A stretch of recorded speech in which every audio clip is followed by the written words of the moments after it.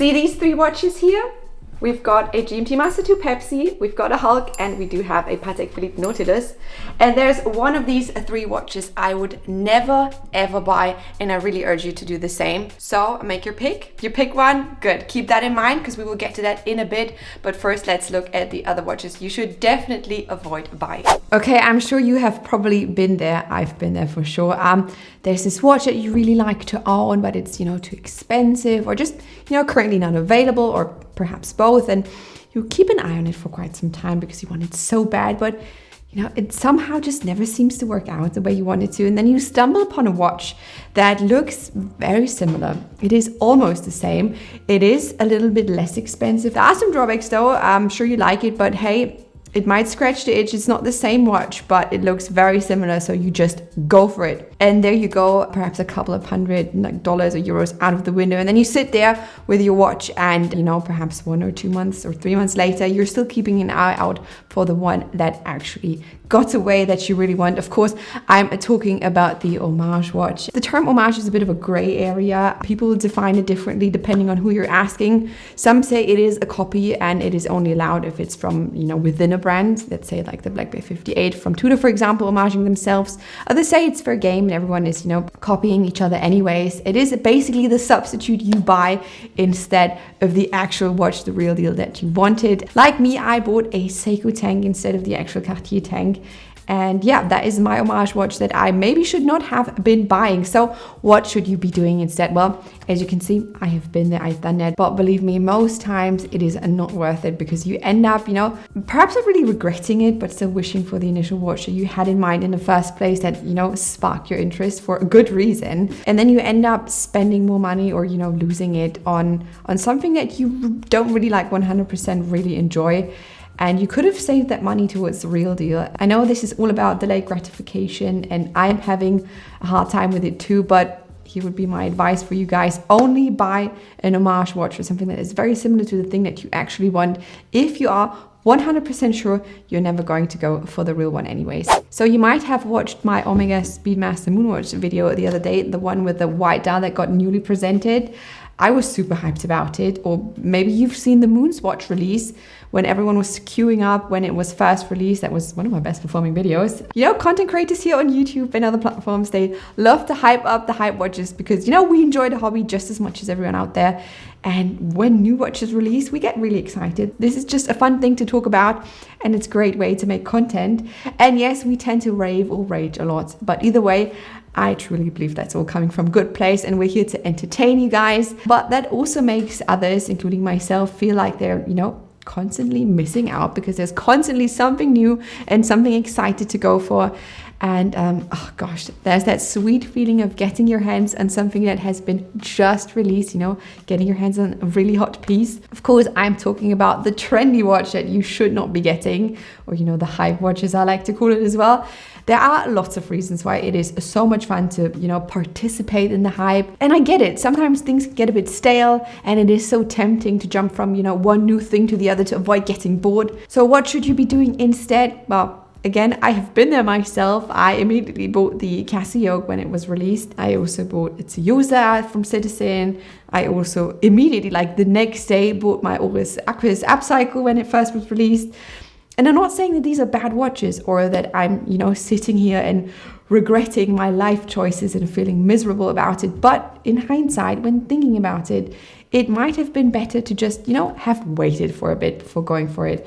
Perhaps waiting for maybe the other color variants that would come out eventually that I would have enjoyed more. And just, it would have been overall smarter to wait. Also for the watches to hit the secondary market, maybe, save some money on it, etc. So essentially, though it is tough to resist it sometimes, don't just jump to follow every new trend or every hyped up watch there is, and try to really take some time to figure out for yourself if you really must have this watch, or if we just make you think that you have to. So most of the best deals on watches are made when you're buying from another private person that is not a dealer, not a professional. But it's also where the most risky thing is at. But then when you actually go to the point of physically buying the watch, you meet up somewhere and it can get really awkward. You're meeting this person, they will present you with a watch, and then you look at it and something's not adding up, right? maybe it looks a bit weird, it does not feel heavy or lightweight enough. Whatever it is, you have a bad gut feeling about this, but then you're in front of another person. You don't want to be rude, you don't like confrontations if you're like me. So what do? Do you end up buying it? I mean, yeah, you don't want to like embarrass the other person, you don't want to embarrass yourself. You turn a blind eye on it and you just go through with it. Well, that's a huge mistake. Don't do it. I totally get you. But please, this is about the possible fake or the bad deal type of watch. A watch you just have a bad gut feeling about when you see it in person, but you do not dare to bring it up if you're like me. It is an awful feeling and you don't want it to be true, but here's what you should be doing instead. You have to walk away from it. I know it is easier said than done, but believe me, you can do it. It does feel heavily awkward if you're like me, and you might feel very paranoid about it, but everything is better than buyer's remorse that you get from deals like that. And hey, trust your intuition. Intuition could be right. I mean, the worst case is that you will end up with perhaps a fake watch, something that is broken, or just something that just really does not suit you, and you will be burning a lot of money that could be spent in better places. And talking about burning money, this might be something more people encounter than they like to admit. Again, myself included here, but there's this watch online, perhaps you've seen it somewhere and you keep, tiptoeing around it. It's not really the right time to buy it, nor like a good idea in general. But then you got this impulsive feeling and out of a whim, boom, you go for it, you buy it, and Jesus Christ. Of course, I'm talking about the watch that is too expensive. It is right at the moment, like perhaps when you're like swiping your credit card or like doing the transfer online, you feel it deep inside of you, in your heart, this is a bad idea. It is too expensive. Doesn't mean it's a bad deal in general. It's just a bad deal for you, given your current financial context, your situation. It's an awful feeling when you already know this is such a bad idea. And again, I get it. I've been there, believe me. But here's what you should be doing instead.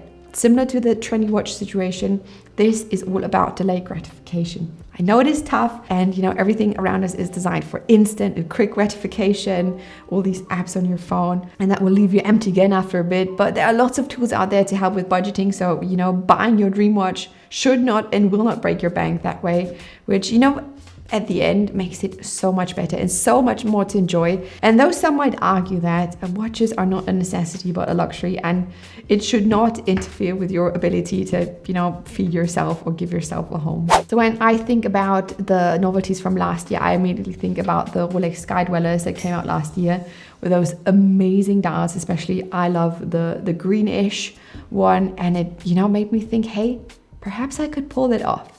But no, I cannot, and I will never be able to pull it off, because that Sky Dweller is a thick boy. It's a 40mm thick watch. It's 15.4 in lug to lug, and this watch just won't ever happen to me. I am talking about the watch that just does not fit you. It just fits badly. And I'm not talking about the preference in terms of the look.